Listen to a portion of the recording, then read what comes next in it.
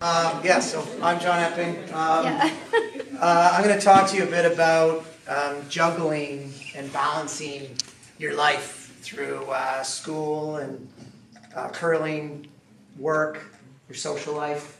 What I know now, I wish I would have known 12 or 13 years ago when I was going through it, because I have some entertaining stories for you that I didn't already record because, like I said, they have to stay between us, but I guess other people will get to hear them.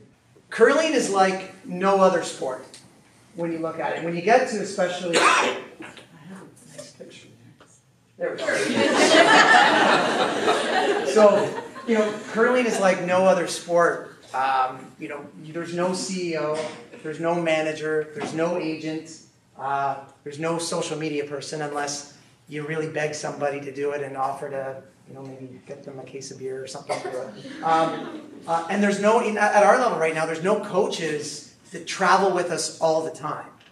But I think, I know when I was a junior, and now it's under 18, under 21, your coaches travel with you a lot. But when you get to the, that 20, 21, and it's expensive. Because if we took a coach with us, remember that I was telling you our year would cost us $90,000? Well, it's probably an extra $15,000 or $20,000 to take somebody on the road with you. So we just don't have the funds to have a coach with us all the time. So that leaves you in charge and your team in charge of everything. You have to look after everything yourselves. And every team operates differently. My team, I'm the boss. I'm the dad. The other three are younger. I don't trust them with booking flights because who knows where we'd end up if we were trying to go to Calgary. We'd probably end up in Vegas or something. So, that's just the way we operate, but every team operates differently. So you got to remember that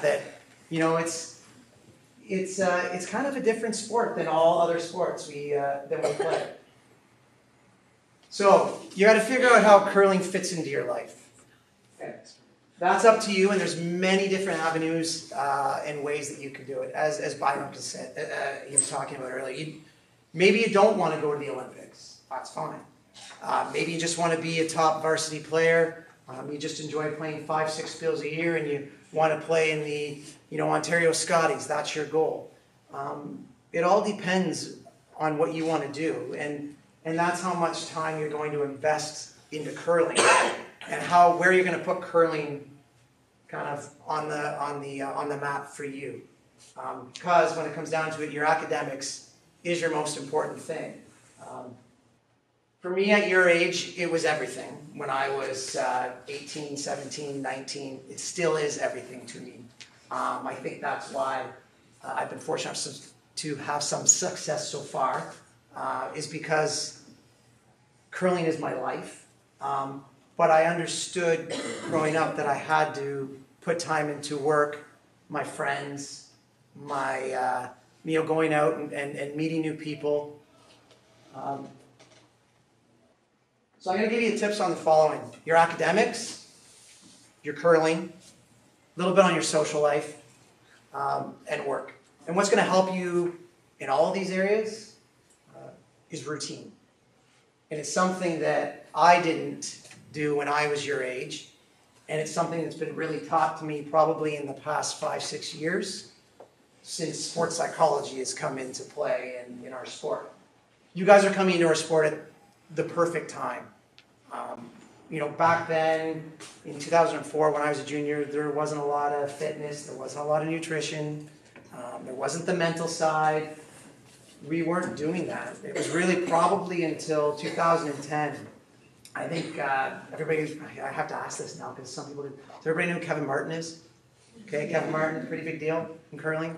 That team in 2010 that won the Olympic gold, I think they really changed our sport. The fitness side of it, and then that's led to the nutrition side, to the mental side, which the mental side is now taken off. And what I've learned with sports psychology is you need to have a routine so you don't get swamped up, so you can look at something and be prepared. So you need to have a calendar. Okay, you need to have everything written down. Leave wiggle room, because we all have different personalities. Okay, some people want a very rigid, structured You know, they want to know this, everything, and follow it slot by slot. I'm not that type of person, okay? I'm a bit all over the place. But I know I need to have an outline or some type of thing, but it has to have wiggle room, okay? Because for some people, though, wiggle room doesn't work. Our team, we have quite the dynamic on our curling team. You know, we've got a guy that's an engineer and goes by the book. Everything has to be done. There has to be a reason for it. Where the rest of us are, you know, let's. So we have to work together. You're going to find that when you have your curling teams. You guys are not going to be the same personalities. Probably wouldn't work if you were. So you need to adapt to each other's schedule. Don't live and die by your routine, like I said, because things are going to come up. There's going to be some type of an assignment that's going to come up. Or, you know, you're going to have to, practice time's going to change because the ice gets canceled at a curling game. So, you know, leave wiggle room in there, but if you can have an outline and something to follow, because sometimes you can feel stressed and overwhelmed, at least you can just go back to your schedule and say, okay, I have this now, then I have this, then I have this. It's all going to be good. Okay? Schooling is your first priority. So make sure you go, you know, to your every class that you can, and you can't miss too much stuff for curling. You're going to miss some. You got to remember, we're all not going to be the best curlers in the world, okay? And you know, some of you might lose interest. That's going to happen, and that's why we need to make sure that we have our academics to get us through. And I think, you know, the biggest thing is we're not a professional sport, okay? And I say yet because I think you guys are at the right age. I don't know if it'll be a professional sport when I'm finished my career. But we're heading down the right path with Sportsnet and the Grand Slam series. The purses are increasing. The opportunities to do financially okay is there right now. But it's really tough to be a professional. So that's why you have to put your academics first. You know, I went through school to be a teacher. Well, it doesn't work when I need to take, at least for the slams, I need 26 days off work or 30 days off work just for the Grand Slam. That's not for the rest of the spiels that we play. We play about 20 bond spiels from September till May. So, you know, imagine that's probably, I need 10 to 12 weeks of holidays. Well, teachers can't do that. So yeah, I had to alter my career path a little, but I still made sure that my degree was finished, that I got through everything. Even though kind of halfway through university, I could tell that I really wanted curling. I really wanted to do well in the sport and wanted to put that extra time in. But you need to have the buffer and something to go back to. Okay, and that's why your academics are incredibly important. You can plan out your course schedule to work with your curling schedule. I think. I was able to. I looked where my classes were, and I had options, and I tried to leave Fridays open so that I could play spiels on the weekends. I even tried to leave Mondays open because as you finished on Sunday, I found I was exhausted come Sunday. So I let my Monday be a little easier, and then I could, you know, study and get through the day. I know you can't always do that. I say consider lightening your course load because don't go back and say like to your parents that I told you not to take 2 courses a semester because they're gonna, lose it. But what I did, so I went to the Nationals in 2004, and at the time I was taking a full course load, and we were the heavy favorite to win the provincial, but I'd never been to a national. I'd been the favorite a couple of times. So there was a lot of pressure on us to win, and I was feeling a lot of pressure. And then we ended up winning the provincials, we were one of the nationals, and then we were one of the favorites at the nationals that year. And trying to keep up with school and curling, I was in Peterborough, traveling to Toronto every weekend to practice with my team, to get ready. Went to the nationals, kind of had a great week, a little bit of a collapse at the end. And we didn't. I came back and I had all this schoolwork built up. And I got really sick. I lost 30 pounds.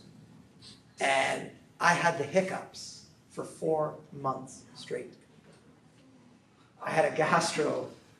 My valve was having spasms. I had the hiccups for 4 months. I was drinking like Gaviscon, like by the bottle. Just because everything had got to me. Isn't that crazy? I know. I had the hiccups for 4 months. Now everybody's going to have the hiccups for 4 months. But it was a tough time. So, I was able to get through that, and that was my last year junior. And then the next year in university, I went to men's, and I got asked to play with a team. We were going to play 12 events. And what I did was I changed my course schedule, and I took one course less each semester. But I made that up in the summer and did summer courses or online courses. You can do summer courses, which is, you can do a full credit in like a month, and you got to go 3 nights a week for 3 hours, and then work through that, or do online where you can kind of at least be a little bit flexible with deadlines, just because it worked. And then there was a time where, it got so busy that then I just ended up dropping. I took a full course, but I dropped a course halfway through because we were doing so well. And sometimes when you do well, that means you got to go in more things. It's not a bad thing, right? Because you're winning. But I would have to drop something and make it up in the summer. Not ideal, but it was worth my health. And at that time, still, I was 21. I really, really wanted to succeed in curling, and I knew it. I knew what I had to do to make sure and to stay in the game. Also, talk to your professors. Make sure you have a conversation with them. They admire that stuff, what your goals are and your inspirations and your aspirations are. So talk to them. Let them know. Some might not be very understanding, but at least give it a try and let them know that you'll do everything to commit to school, but you have this, you have this other passion and dream, and most of you, I bet, will be really good at it too. So that's a good excuse for them, and hopefully they'll believe you. So. When it comes to curling, make sure your curling and school schedule will go together, which that's what I kind of back the other thing is. If your team has midterms and exams on a weekend and you have a spiel, just maybe not go to the spiel as a team. Just skip that one unless it's, a slam or something. Don't miss, or if it's important. Sometimes rate the importance of spiels. Okay? It's not a bad thing to do. And if you have to miss one because I think a lot of the exam schedules, they're very similar, they're close, midterms are somewhat close, just take the weekend off and as a team and just maybe have a couple of practices and let yourselves focus on the schooling. I think, because sometimes I think you can play too much. I think you can really play too much. And with all the pressure too, coaches, I urge you to let the 1 or 2 weekends in spiels that you play, let the routines be loose. I think sometimes it gets very intense and stressful, and we have our spiels of the year that we pick, and we just have no routines or anything that weekend. It's kind of just a very easy weekend, and there's no pressure, stress. We come in, come out. There's no post-game, pre-game meetings. It's not something you should always do, but it's just a break because it's a grind out there when you're playing as many spiels now as you are. I think there's so many spiels for youngsters to play in. So, maybe allow that. Also, coaches, if you can take some of the load off as far as the little things around, planning things. And we have a coach on our team, and, one of the main priorities of our coach is to take the stress off me as a skip. Skips, it's a lot of added pressure on skips. I know I'm talking about on the skip, but it's a different feel out there for us, and anything you can take off our shoulders is really helpful to us, and that's what my coach's goal or his purpose is to make my life as a skip, because you know what, at the end of the day, sometimes if your skip doesn't play well, it doesn't matter if your team plays 100%, you're still going to lose if your skip doesn't play great. So he takes a lot of stress off from me. So another thing is, and this goes just because I love I love to give tips on curling because I love to teach curling. This will help you both balance and juggle is plan your practices. If you're going to go out and practice curling at a club or with your team, you must be prepped and prepared. Have it planned. Do not go to the practice and then just go out there and start chucking rocks. Because you should have just probably stayed home then and studied. Okay? Because you're going to get more out of a planned practice. Even if it's, a half an hour and you only throw 10 rocks, 12 rocks. As long as they're very purposeful, I think that's way better than just going out and chucking 32 or 40 rocks down the sheet. Okay? You can put your time into something else, I think. So, make sure you practice. And that also helps if you're running around all day, you can show up and it's planned. It's for you. Have it written down. And do the stuff in the off season, in the summer. Prep as much as you can during the summer because it will make your life easy in the fall and the winter. Okay? Plan your schedules. When you're going to meet. How often you're going to practice. Plan your schedule, your class schedules. Your study times. Okay? As players and I think as people, we talk big games and we don't follow through with what we set out to do. Our team is very, very guilty of it, and we've changed our practices to make sure that we hold each other accountable for what we do, because a lot of the time we'll say, yeah, we're going to do this, we're going to do that, we're going to do this, and then, 2 months later we have the other thing. So if you can work as a team and hold each other accountable, and I mean set study times. When you guys are on the road together, okay, and you're traveling, set an hour and have it planned out, and just have no TVs on if you're in a hotel room together, and you guys are studying for an hour, okay? Because if you can push each other, that's a big deal. For us right now, we have some things that we're working on this year. One of them was off when you're traveling, the nutrition. Nutrition is really hard when you're on the road constantly. So for us, we were really pushing each other to choose right off the menu, order the right stuff, and it was easier because if one person goes off the rail, there's a good chance that everybody else is, right? So if you can push each other as a team, you gotta remember your goal actually on the ice, I'm gonna go back to my head coaching too, your goal on the ice as a team should be to get the best out of each other. That should be your main priority out there. So if you can do that on the ice, you should be doing that off the ice too. So really push each other to get the best. I know that's a huge goal in our team. Your social life. Make time for your friends. Okay? Being around people can relieve stress, right? I think we all hang out with our teammates. We always want to be together without being alone. Sometimes we need our own time too, obviously. But you don't have to do every social event or do everything. But I encourage you to pick and choose to go out to some things because, friends are really important. And we need people especially to help you and support you.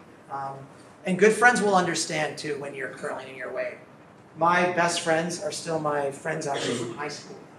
And, I don't see them often, talk to them a little bit, but when we get together, it's like old times. But they understand that, the commitment that you're putting into it, and the commitment that I've been putting into it, and they understand my travel schedule, and they're really supportive. And your good friends will really, really be supportive. So don't worry about that. As long as you're open and honest with them, they'll really be good about that.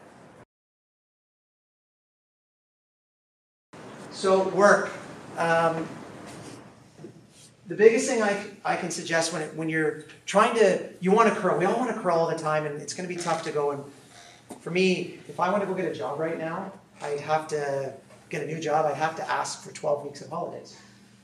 And a lot of people are not going to go for that. Okay?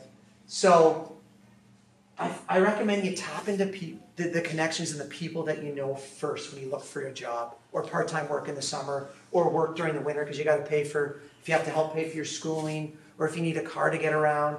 Look at your family, your friends, anyone that you've met or connected with. Talk to them first about getting, because they're probably going to be the most lenient. That's how I got my job for 10 years of being a medical sales rep. I was teaching at a camp, an adult camp. and I was teaching the president of a medical company in Canada and his wife. And about halfway through the week, his wife looked at him and said, "You need to hire this guy."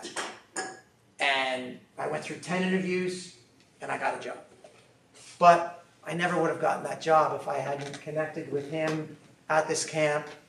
Probably his wife said hire him. When it worked over well, a guy on our team, or the guys on our team, Tim, he works for his mother-in-law. So, she's able to help. That's always not going to be the case. But tap into the people you know first. Okay? Should be the same with we're looking for sponsors. Tap into the people you know. Go connect with people that you've already made connections with. Also, talk with your bosses and your coworkers about your goals. A lot of people would admire and appreciate what you're doing. I know for me, I worked with a lot of doctors and surgeons, and they were high maintenance when it came to what I was doing, and as they should be. I was selling them medical devices they were going to use on their patients. But they were really lenient with me because they thought I stood out to them as a sales rep because I was competing at a top level in curling, and it gave us something to talk about. So if you're really open and honest with people, they'll help you and support that. Not everybody will, but I hope a lot of people will. So right now, my current job, I had to leave my medical sales job because right now to be at the top, it was hard. It's hard to work, and then I'm going on the weekend and I'm competing. I'm tired already because I've been working a long week, and then I'm playing against some guys right now on tour at the top they're almost doing this as a full-time gig, trying to make it work. The Olympics has really elevated our sport and changed our sport. And for me, I now teach. I get to see Perry every day at Leaside Curling Club because I do a lot of lessons there. I run my own clinics and camps. I still do part-time medical sales with somebody that I know because I want to stay in the field because I enjoy it. But, I tapped into Leaside and had some great connections there, and they've been fantastic to me. And then it's led to other connections to do lots of clinics at other curling clubs and do talks to people like you guys. Conclusion. When you're at university and you're away and you're trying to juggle it, really focus on your well-being and yourself. Make sure you do stick to health and nutrition. One thing is it goes along with your curling, what you need right now to be a great curler and a good curler. But you'll also just feel better. Rest, nap when you can. Get sleep. Sometimes if you're so exhausted and you can't go to practice, well, maybe it is best just to stay and rest and take that break. You can't do that all the time, though, because you have to throw rocks or you're not going to get better. But really look after you because I learned that it can come back and get you. You get the hiccups for 4 months. So, okay? Awesome. Thank you, John. Thanks. Thank you very much.